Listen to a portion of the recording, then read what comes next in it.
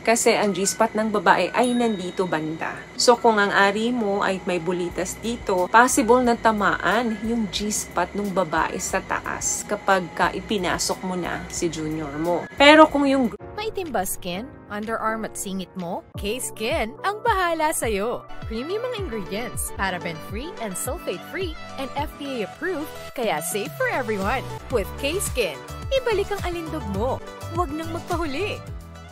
Hi guys! Welcome back to our channel. Kamusta po kayong lahat? Sana ay nasa mabuti po kayo. At sa mga hindi po nakakakilala sa akin, my name is Cheryl Ting. At kung bago lang po kayo sa channel na to, pwede po ba makahingi ng isang favor? To please consider to subscribe dito po sa ating channel. And also, huwag niyo rin po sanang kalimutan i-like and follow ang ating Facebook page official and also ang ating TikTok account, Cheryl Ting. Maraming salamat po. And for today's videos, another concern video po ang sabi niya is, Miss Che, pa-advise naman. Gusto ko kasing magpalagay ng accessories sa junior ko. Dagdag confidence lang po. Ano po ang better para sa babae? Humps or bulitas? Sana masagot. Alam mo, kung ako mismo, tapos yung partner ko, for example, ang nagtanong sa akin kung ano yung better na ipalagay niya para masatisfy ako, sasabihin ko none of the above. Yes, oo, pwedeng naman talagang makatulong to as an enhancement para sa iyong pagkalalaki kung medyo naliliitan ka dyan. Pero dapat aware ka din na yung partner mo gusto yung gagawin mo. Siguro makakatulong ito ng bahagya kung penetration lang. Pero papaano kung bibigyan ka o magre-request ka ng blowjob doon sa partner mo? Ako personally, ayokong tikman yung bagay na alam kong may mga artificial na nakalagay. Para akong humahawak ng isang laruan. Hindi na natural yung dating sa akin. Gawa nga ng may foreign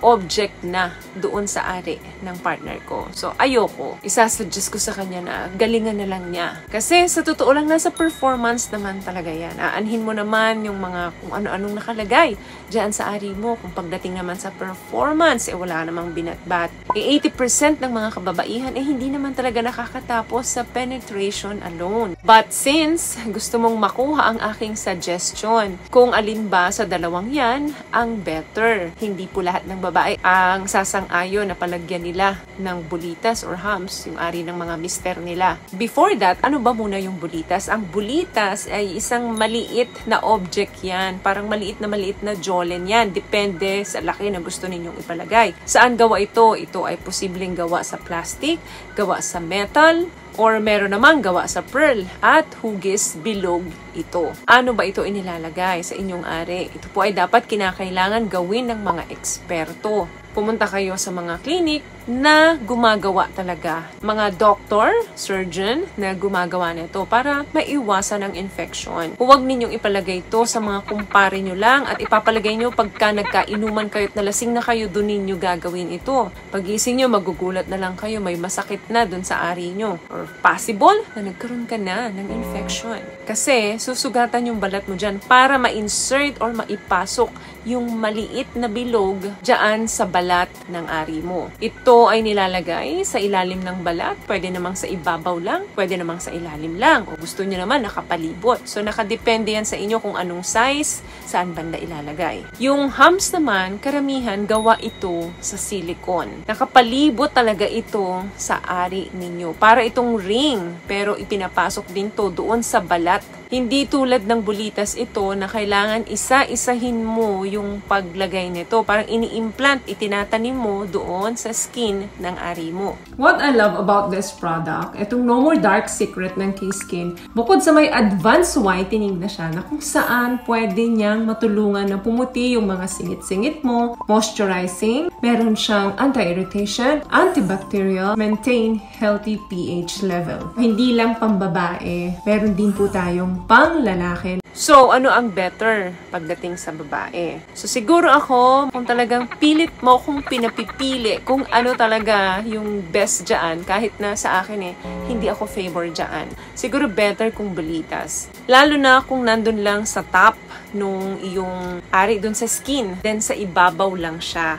Kasi ang G-spot ng babae ay nandito banda. So kung ang ari mo ay may bulitas dito, possible na tamaan yung G-spot ng babae sa taas kapag ipinasok mo na si junior mo. Pero kung yung girth naman ng ari mo, yung circumference, yung bilog ay masyadong manipis, pwede naman magpalagay ka na lang ng humps para medyo lumaki yung girth niya. So, nakadepende yan sa partner mo kung ano yung preference niya. Pero kung medyo okay naman na yung circumference mo, yung girth ng ari mo, pwedeng bulitas na lang ang ipalagay mo. Kung talagang gusto mo lang at hindi na kita mapigilan, mas maganda siguro kung ilalagay mo dun sa top ng skin mo, nasa ibabaw ng ari mo. Pero wag mo naman lagyan ng maraming bulitas. Kasi medyo annoying sa ibang babae yan. Marami pong babae ang hindi nag-enjoy kapag may mga humps or bulitas. So hindi lang para sa sarili mo dapat ginagawa yan. Para din dun sa partner mo. Paano kung hindi naman niya gusto? Ikaw lang nag-iisip na para masatisfy yung partner mo. O kung gagamitin mo lang naman to sa mga chicks mo dahil single ka, ikaw na yung bahala. Gusto mo magpalagay ka ng dalawa, humps and bulitas.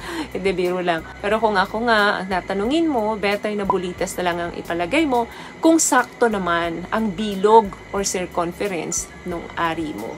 Pero kung manipis lang, again, maliit lang. So, pwedeng humps na lang ang ipalagay mo. So, nakadepende yan sa'yo kung ano yung sukat ng ari mo. Kasi ang humps po, parang sing-sing yan na ipinasok sa ari mo, ibinaon dun sa skin. So, that means, yung kabuuan ng circumference, may sing-sing. Parang ganon ang nakalagay. Na-imagine nyo ba yung sinasabi ko? Halimbawa, ito yung ari mo. Now, ipapasok mo yung sing-sing doon sa loob ng skin mo. Magmumukha siyang malaki. Sa tuwing pupunta siya or papasok siya doon sa pechay ni Mrs., magmumukha siyang malaki. Yun ay kung payag si Mrs. mo or yung partner mo. So, ayoko nang masyadong i-elaborate yan kasi ikaw pa rin naman ang masusunod kahit na nag-suggest ako dito. Diba? So, may nakuha ka bang tips na napag-usapan natin ngayon? At kung nagustuhan niyo po ang ating video, please give it a thumbs up, comment down below, and also share this video na rin po sa mga kaibigan na sa tingin nyong matutulungan ng video natin. Once again, palagi po kayong mag-iingat at palagi po kayong manalangin. Thank you guys for watching and see you in our next one. Always love yourself and be a blessing. Bye!